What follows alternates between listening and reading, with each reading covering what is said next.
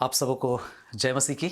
एक बार फिर से मैं जॉन मुर्मू आप सभी का आज के जो बाइबल मनन होने वाले हैं इसमें आप सभी का हेब्रोन फेलोशिप दुमका की तरफ से आप सभी का स्वागत करता हूँ। जैसा कि हम लोग लगातार वचन में से सीख रहे हैं रोमियो की पत्री में से, आइए उसी सीरीज़ को हम लोग आगे अध्ययन करेंगे और हिंदी में हम इसे देखेंगे। और सबसे पहले हम प्रार्थना करेंगे ताकि परमेश्वर अपने वचन के द्वारा हम सबको आशीषित करे। आइए हम प्रार्थना करें। दया और अनुग्रह से भरे हुए परमेश्वर, हम धन्यवाद देते हैं क्योंकि आप हम सबके कर्ता हैं, हम सबके रचयिता हैं। हमें आपने अपने ही स्वरूप में, अपनी ही समानता में आपने बनाया है और इस पृथ्वी पर आपने हमें अवसर दिया है कि हम आपके लिए जीवन बिताएं। एक समय था जबकि सारी चीज़ें बिगड़ गई थी, अनाज्ञाकारिता के कारण हम आपसे दूर हो गए, लेकिन आपने हमें नाश होने के लिए छोड़ नहीं दिया, बल्कि आपने हमारे लिए उपाय किया। अपने इकलौते पुत्र यीशु मसीह के द्वारा हमें अपने राज्य में शामिल करने का एक रास्ता आपने दिखलाया। और जब जो कोई भी उस पर चलता है जीवन पाता है, अपने जीवन में उन्नति करता है। और आपने प्रभु ये कार्य मेरे जीवन पर किया है और मैं इसके लिए आपका धन्यवाद करता हूँ। उसी तरीके से प्रभु यहाँ जितने लोग सुन रहे हैं और भी कई लोग हैं, कई एक उदाहरण हैं जिन्होंने आप पर सच्चा विश्वास करने के द्वारा प्रभु आत्मिक जीवन को प्राप्त किया है।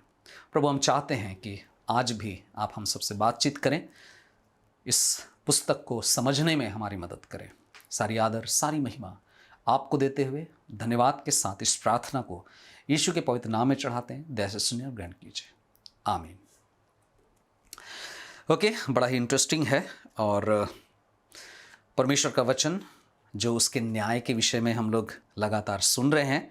हम बात कर रहे थे कि परमेश्वर का जो न्याय है वो धार्मिक व्यक्ति पर कैसे आता है। धार्मिक व्यक्ति के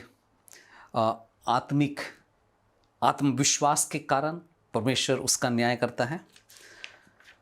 हमने देखा था धार्मिक व्यक्ति की जो आत्मिक गंदगी है उसके कारण परमेश्वर उसका न्याय करता है।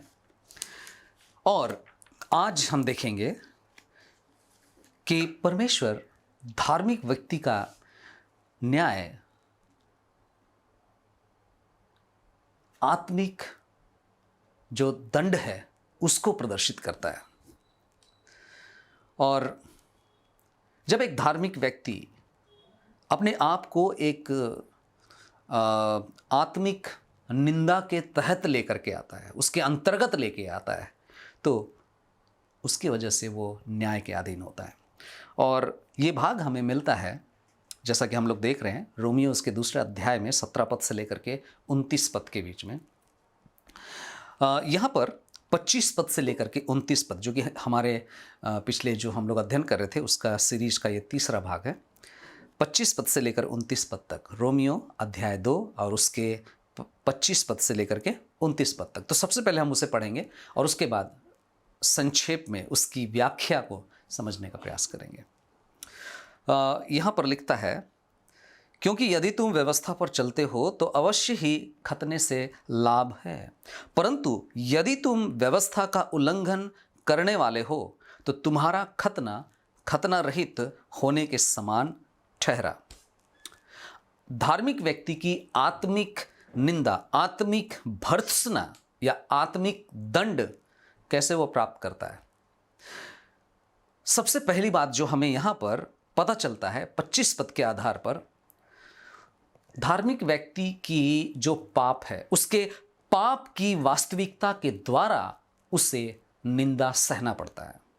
और जैसे यहां लिखा है कि खतना होने के कारण, ओके, यदि तुम व्यवस्था पर चलते हो तो अवश्य ही खतने से लाभ है, परंतु यदि तुम व्यवस्था का उल्लंघन करने वाले हो तो तुम्हारा खतना खतना रहित होने के समान ठहरा। खतना होने के कारण यहूदी क्या सोचते थे? यहूदी सोचते थे कि वे ग्रहण किए गए हैं केवल इसलिए क्योंकि उनका खतना हुआ।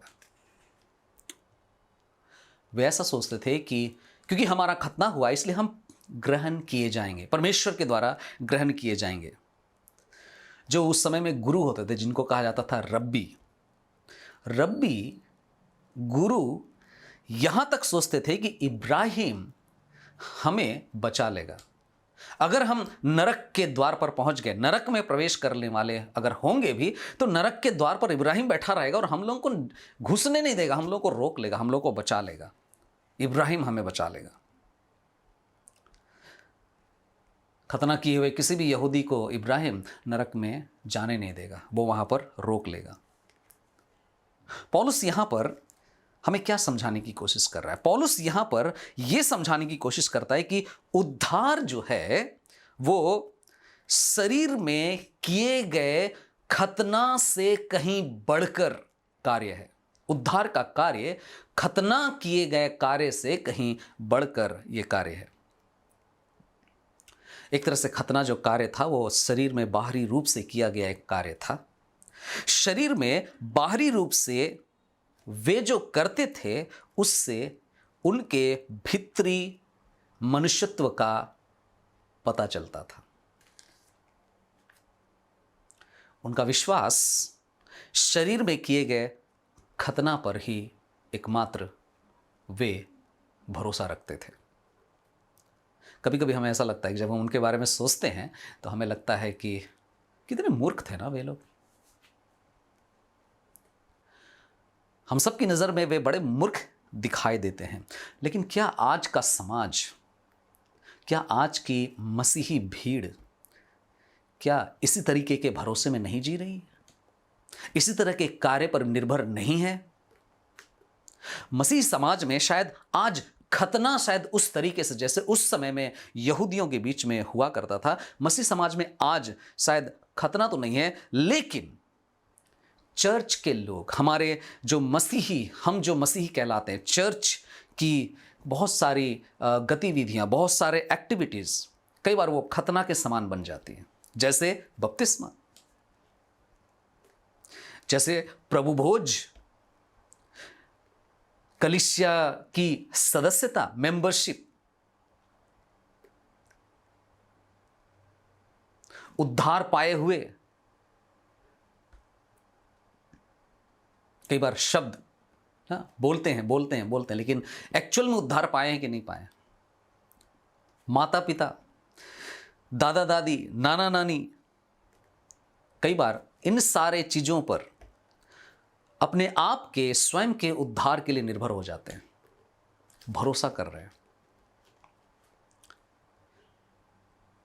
क्या ये सब ठीक उसी प्रकार नहीं है जैसे यहूदी बाहरी चीजों पर निर्भर होते थे? कई बार लोग अपने दादा दादी या नाना नानी के मसीही जीवन के आधार पर खुद के स्वर्ग जाने का प्रयास कर रहे हैं, खुद के स्वर्ग जाने का दावा करते हैं। कई बार कई लोगों का ये मानना है कि ना हम प्रभु भोज लेते हैं इसलिए हम स्वर्ग में प्रवेश करेंगे ही करेंगे, हमारा बपतिस्मा हो गया इसलिए हम स्वर्ग में प्रवेश करेंगे। ये सब कुछ ठीक उसी प्रकार है जैसा कि उद्धार के लिए हृदय से किए गए कार्य की आवश्यकता नहीं, लेकिन हमें बाहरी रूप से कुछ कार्य हैं उस पर अगर हम भरोसा करते हैं, उसको अगर हम मानते हैं तो हमारे लिए सब कुछ ठीक है। ये ठीक उसी प्रकार है जैसे कि यहूदी उस समय में खतना पर भरोसा करते थे। उद्धार जो कि बहुत ही अद्भुत है, हृदय में होता है।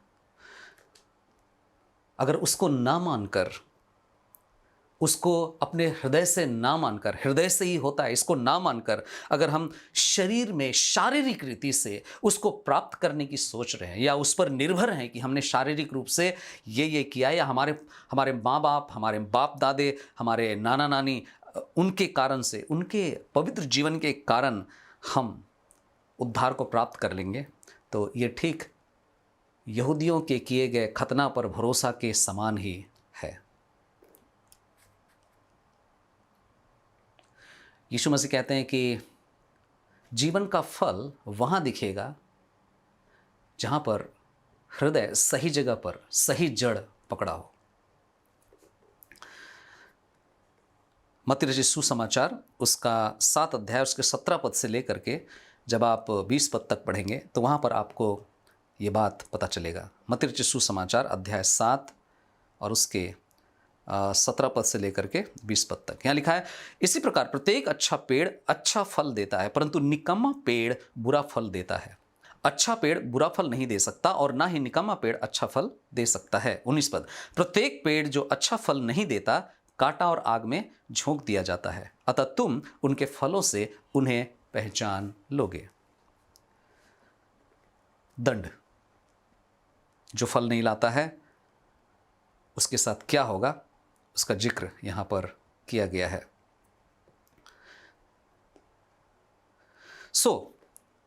पहली बात जो हम पाते हैं, उनके पाप की वास्तविकता के द्वारा वे निंदित होंगे या वे दंड को प्राप्त करेंगे। दूसरी बात जो हम यहां पाते हैं वो 26 से लेकर के 29 पद के बीच में, 29 पद का पहला हिस्सा है, वहां तक हम पाते हैं, जहां हम पाते हैं कि भक्त की धार्मिकता के द्वारा वे दंडित होंगे या वे निंदित किए जाएंगे। 26 पद लिखता है, रोमियो 2 अध्याय 26 पद से लेकर 29 पद का पहला हिस्सा, इसलिए यदि खतना रहित व्यक्ति व्यवस्था के नियमों का पालन करे तो क्या उसका खतना रहित होना खतने के समान नहीं माना जाएगा? और वह मनुष्य जो शारीरिक रूप से खतना रहित है, यदि व्यवस्था पर चलता है तो क्या वह तुझे जो लिखित व्यवस्था पाने और खतना किए जाने पर भी व्यवस्था का उल्लंघन करता है दोषी न ठहराएगा? क्योंकि जो बाह्य रूप से यहूदी है वह यहूदी नहीं, ना ही वह खतना है जो बाह्य या दैहिक हो, मतलब शारीरिक रूप से हो। 29 पद का पहला हिस्सा है, परंतु यहूदी वही है जो मन से है, मतलब बचाए हुए लोग वही होंगे उनमें भी जो मन से, हृदय से हैं। खतना वही है जो आत्मा के द्वारा हृदय का है। गौर कीजिएगा इन बात को। भक्त की धार्मिकता के द्वारा, भक्त की उसकी खुद की धार्मिकता के द्वारा, धार्मिकता क्या थी?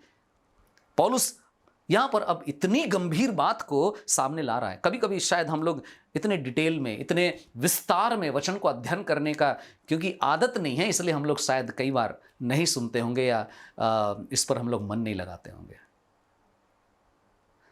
गौर कीजिए क्या कहता है पौलुस। अब बहुत ही गंभीर बात को कहना शुरू करता है। क्या कह रहा है? यहूदी उन लोगों को नीचा दिखाना चाहते हैं, उन लोगों को गिरा हुआ समझते हैं, उन लोगों को तुच्छ दृष्टि से देखते थे जो प्रभु को प्रसन्न करने वाला जीवन व्यतीत किए। कहने का मतलब, जिनका मन प्रभु के साथ सही था उनको तुच्छ समझते थे यहूदी लोग। जो लोग परमेश्वर के द्वारा ग्रहण किए जाते हैं, क्योंकि परमेश्वर मन को देखकर आपको या मुझे पसंद करता है, ना कि बाहरी कार्य। अगर मन ठीक होगा तो हमारा बाहरी कार्य भी ठीक होगा। कभी कभी मन ठीक नहीं रहता है बहुत सारे लोगों का, बहुत सारे मसीहियों का, और फिर भी यहूदियों के समान बाहरी रूप से जय मसीह की, सब ठीक ठाक है, बढ़िया है, ऐसे सोच करके जी रहे होते। यहूदी लोग उन लोगों का, जो लोग प्रभु के साथ सही थे, मन से सही थे, हृदय उनका प्रभु के वचन के अनुसार चलता था और उसके अनुसार वे लोग कार्य करते थे, ऐसे लोगों से घृणा करते थे। और यहूदियों ने ऐसे लोगों को ग्रहण भी नहीं किया अपने बीच में। कुछ लोग यहूदियों के द्वारा नहीं ग्रहण किए जाते थे। कारण क्या था? कि वे लोग सच्चाई के साथ, ईमानदारी के साथ, परमेश्वर का वचन जो कहता है उसके अनुसार व्यवहार करते थे। आज भी हमारे बीच में ऐसी समाज है, जो लोग बहुत पुराने मसीह हैं, बहुत पुराने ख्याल के लोग हैं, जो लोग रीति रिवाजों को अधिक महत्व देते हैं, वे भी कहीं ना कहीं यहूदियों के समान दिखते हैं। और क्या होता है कि यहूदियों के द्वारा या इस तरह के कट्टर मसीहियों के द्वारा ग्रहण नहीं किए गए कुछ लोग हैं, लेकिन परमेश्वर के द्वारा ऐसे लोग ग्रहण किए गए हैं। परमेश्वर के द्वारा ग्रहण किए जाने को इतना जरूरत नहीं समझते हैं, लेकिन आपको सिस्टम, चर्च, तमाम चीज़ें, अन्य चीज़ों के साथ आप ग्रहण किए जाएं, वो ज़्यादा इंपॉर्टेंट समझते हैं। मालूम है इन लोगों के लिए परमेश्वर क्या कहता है? मालूम है यहूदियों के समान व्यवहार करने वाले जो पाखंडी हैं ना, उनके लिए परमेश्वर क्या कहता है? परमेश्वर कहते हैं कि इन लोगों की धार्मिकता के द्वारा, इन लोगों के धार्मिकता के कार्य के द्वारा धार्मिक व्यक्ति के पाप का न्याय होगा। वे इनके द्वारा दंडित होंगे। एक बहुत बड़ा अंतर है एक धार्मिक व्यक्ति में जो व्यवस्था को मानते हैं कि सही रहते हुए परमेश्वर को खुश करें, और उद्धार पाए हुए व्यक्ति में जो हृदय के परिवर्तन के कारण परमेश्वर के साथ सही जीवन जी रहे। पहला, धार्मिक व्यक्ति जो व्यवस्था को मानते हुए सही रहने का प्रयास कर रहे हैं, और दूसरी ओर दूसरा व्यक्ति जो उद्धार पाया है और हृदय के परिवर्तन के कारण परमेश्वर के साथ साथ चल रहा है। इनके बीच में बहुत बड़ा अंतर है। पहले प्रकार का व्यक्ति कभी भी हमेशा लगातार सफल नहीं हो सकता है। एक ना एक दिन उनके सामने, उनके जीवन के सामने, उनके चेहरे में जो मुखौटा लगा हुआ है वो हट जाएगा। सच्चाई पता चल जाएगा कि वे परमेश्वर के साथ, मन के साथ जुड़े हुए नहीं है। जब प्रभु आएगा, प्रभु उतरेगा, देखेगा, सब वास्तविकता सामने आ जाएगी। लेकिन क्या हो चुका होगा? बहुत देर हो चुकी होगी। तब अनुग्रह का समय निकल गया होगा, क्योंकि उस समय केवल एक निर्धारित किया हुआ जगह होगा, नरक, जहां पर उसे जाना होगा। दूसरी ओर जो दूसरा व्यक्ति हृदय के परिवर्तन के द्वारा परमेश्वर के साथ चलने का प्रयास करता है, वो व्यक्ति जो शायद बाहरी रूप से दिखने में बहुत धार्मिक नहीं दिखता था, लेकिन अपना भरोसा हर एक पल, हर एक क्षण प्रभु पर किए हुए था, यीशु पर अपना निर्भर, अपना भरोसा बनाए हुए था, वो स्वर्ग की महिमा का अनुभव करेगा। स्वर्ग की महिमा का अनुभव करेगा। भक्त की धार्मिकता के द्वारा वे दंडित किए जाते हैं। तीसरी बात जो हम 29 पद के अंतिम हिस्से में पाते हैं, लिखा है, ना कि लेख के द्वारा और उसकी प्रशंसा मनुष्यों की ओर से नहीं वरन परमेश्वर की ओर से होती है। ओके, यहां जो बात लिखा है, जो बात कहना चाह रहा है, उद्धारकर्ता के छुटकारे के द्वारा दंडित होंगे। पौलुस का जो अंतिम बात, अंतिम बहस धार्मिक व्यक्ति के लिए जो है, पौलुस उन्हें बताना चाहता है, उन्हें सूचित करना चाहता है कि सच्ची धार्मिक इन सारी बातों से कोई संबंध नहीं रखता है जो अभी तक हमने देखा। इनसे कोई संबंध नहीं रखता है कि आपका हाथ कैसा, आपका पैर कैसा है, या आप आंखों से कैसे कर पा रहे हैं, सिर और आपके होंठ ना क्या कर रहा है। मालूम है, मन जो कर रहा है वो ज्यादा मायने रखता है। मन से जो आप कर रहे हैं वो ज्यादा मायने रखता है। मन से जो परमेश्वर के लिए हृदय परिवर्तित किया हुआ मन है, उससे जो आप कर रहे हैं वो परमेश्वर के लिए ज्यादा मायने रखता है। और परमेश्वर के लिए उसने क्या किया है? परमेश्वर उनको ग्रहण करेगा जिन्होंने अपने विश्वास को परमेश्वर पर रखा है, यीशु मसीह पर विश्वास को रखा है, और केवल यीशु के लहू पर निर्भर हुआ है कि उसी के द्वारा मेरी शुद्धता है, उसी के द्वारा मेरी छुटकारा है, उसी के द्वारा मेरे जीवन का उन्नति है, ना कि अपने क्रियाकलापों पर, ना कि बाहरी रूप से जो कार्य करते हैं उन पर। परमेश्वर उसकी प्रशंसा नहीं करेगा जो व्यवस्था के अक्षरों या शब्दों को संभाल कर रखने में जुटे हुए। परमेश्वर उनकी प्रशंसा या उनको अपना फेवर नहीं देगा जो शब्दों से और भी कई तरह की बातों से ना दावा करते कि हम उससे प्यार करते हैं। परमेश्वर उसकी प्रशंसा करेगा, उसको ग्रहण करेगा, उसको आदर देगा जो उसके पुत्र प्रभु यीशु मसीह से प्रेम करते हैं।